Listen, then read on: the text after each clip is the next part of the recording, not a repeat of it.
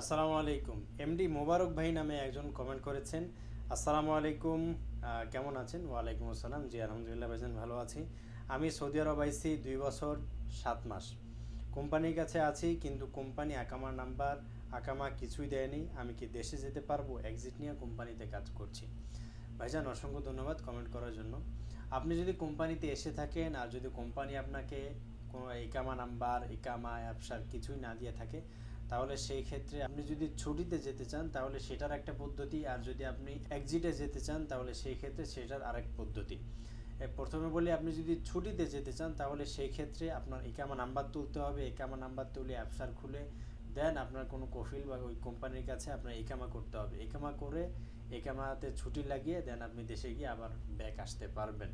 এটা হচ্ছে আপনার ইকামা করে যেতে হবে, বৈধ হয়ে ইকামা করে তারপরে যেতে হবে।